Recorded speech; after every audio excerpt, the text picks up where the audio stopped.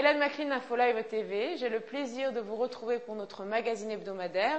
Une semaine qui a été marquée avant tout par l'enregistrement de Gilad Shalit. Le jeune caporal est bel et bien vivant.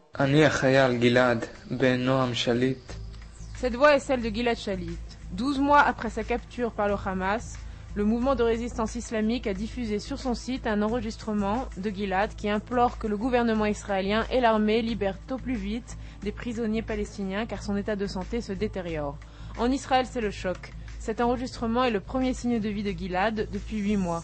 Pour Noam Shalit, il est évident que les mots de son fils ont été prononcés sous la contrainte. Dans le monde politique, on s'oppose sur l'attitude à adopter. Benjamin Netanyahou s'oppose formellement à la libération de terroristes palestiniens, alors que l'idée de libérer des hommes avec du sang sur les mains est acceptée par 61% de la société israélienne. Les services de renseignement, de leur côté, s'échinent à décrypter l'enregistrement de Gilad pour y déceler des indices permettant une localisation. L'idée d'une opération sur le terrain pour libérer Gilad n'est pour l'instant pas d'actualité, c'est le chemin de la négociation qui est privilégié. C'est à Sharm el-Sheikh que Ehud Olmert a rencontré le roi Abdallah II, Hosni Moubarak et Mahmoud Abbas, pour un sommet régional avec comme principal objectif l'apport d'un soutien et une reconnaissance au nouveau gouvernement palestinien. Ehud Olmert a promis la libération de 250 prisonniers du Fatah. Mahmoud Abbas aurait abordé avec Olmert la question de la libération de Marwan Barghouti, emprisonné à perpétuité en Israël. Cette semaine, une nouvelle vidéo d'Alan Johnson a été diffusée par ses ravisseurs, membres du groupuscule palestinien Armée de l'Islam, proche d'Al-Qaïda.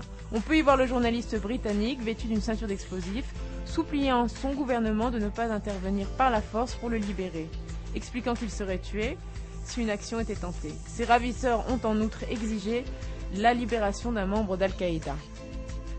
Cette vidéo intitulée L'appel d'Alan venait en réponse aux déclarations du Hamas qui avait promis de tout faire pour le libérer. À l'étranger, l'actualité de la semaine était marquée à nouveau par la violence au Liban.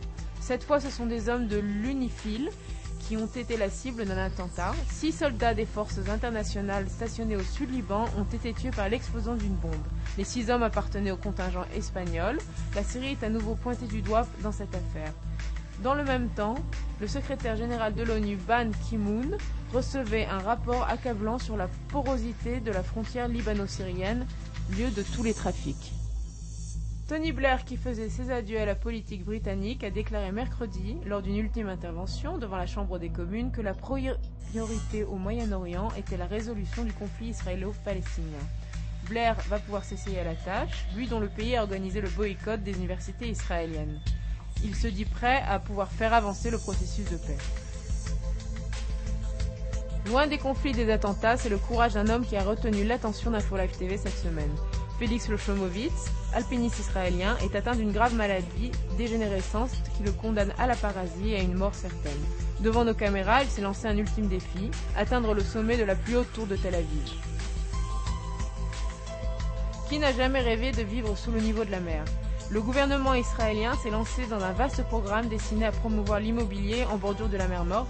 Il propose des parcelles de terre gratuites pour attirer constructeurs et professionnels du tourisme. Je vous souhaite une fin de semaine calme, sereine et agréable de Jérusalem et à très bientôt.